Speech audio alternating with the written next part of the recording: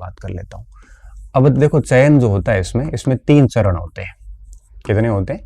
3 चरण होते हैं। एक होता है आपके परीक्षा, 2 चरण होते हैं। एक परीक्षा होगी और होगा आपके साक्षात्कार। ठीक है, साक्षात्कार इंटरव्यू होगा, और इंटरव्यू हटे नहीं, इंटरव्यू भी बने हुए हैं। परीक्षा होती है 200 अंक की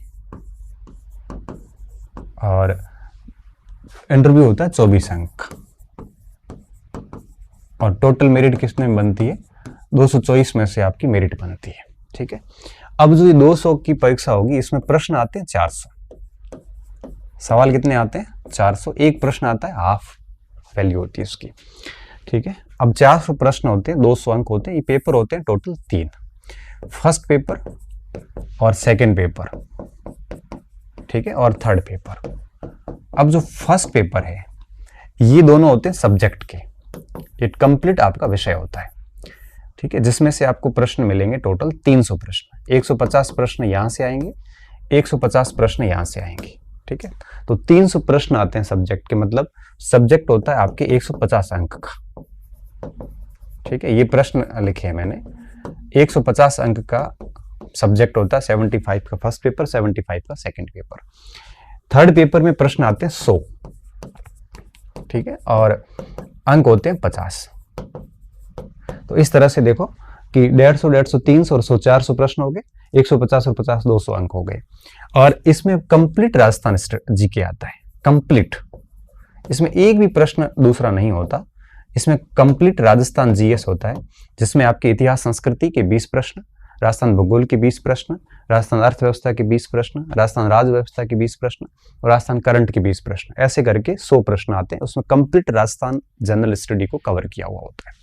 ठीक है, तो थर्ड पेपर ये कहलाता है। वैसे बच्चे पूछते हैं सर फर्स्ट पेपर, इसको बच्चे फर्स्ट पेपर मानते हैं ना, ये थर्ड पेपर है, फर्स्ट और सेकंड सब्जेक्ट का होता है, और ये 24 अंक का साक्षात्कार होता है, और इस हिसाब से इसकी कट ऑफ तय होती है। यही वो क्षेत्र जहाँ पे अच्छे मार्क्स किए जा सकते हैं। यहाँ पे अनसर्टेनिटी, कोई पता नहीं चलता, यहाँ पे कई जगह आरोप भी लगते हैं, यहाँ पे बहुत सारी चीजें और भी होती है।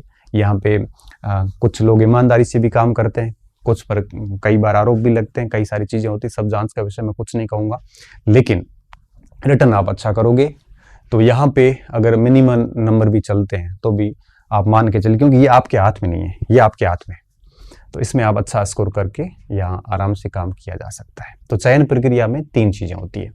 अब बात आती है कि एक रूल्स बना था 40% का, राजस्थान सरकार ने रूल्स बनाया था कि 40% मार्क्स अनिवार्य हैं, और कॉलेज संस्कृत शिक्षा विभाग के अंदर 40% जरूरी भी कर दिए गए हैं। ठीक है, फर्स्ट ग्रेड में अभी 40% का नियम था, कई बच्चे बाहर हो गए। पीटीआई में कई बच्चे बाहर हो गए, पूरी पोस्ट भी फिल नहीं हुई। कंप्यूटर अनुदेशक में कई सारी पोस्ट खाली गई 40% के नियम के कारण, मतलब न्यूनतम 40% मार्क्स लाना जरूरी है।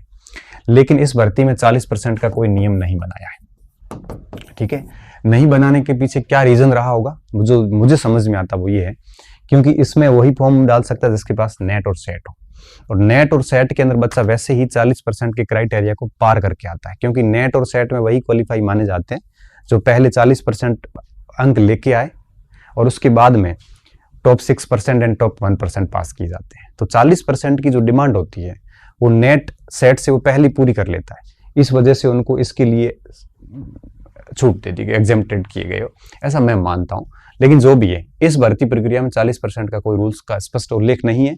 इसका मतलब साफ है कि 40% का उल्लेख नहीं होने का मतलब यह कि 40% का नियम 100% यहाँ पे नहीं है। क्यों? क्योंकि बिना उल्लेख किए हुए अगर नियम लगाया जाता है तो डेफिनेटली कोर्ट में चैलेंज हो जाता है। ठीक है, पहली बात तो ये। तो चयन प्रक्रिया में ये सारी बातें थी। 40% का क्राइटेरिया है नहीं, सर्टिफिकेट वगैरह जो है वो आप इसमें मैंने बता दिया। तो 40% की क्राइटेरिया जैसी कोई समस्या वाली बात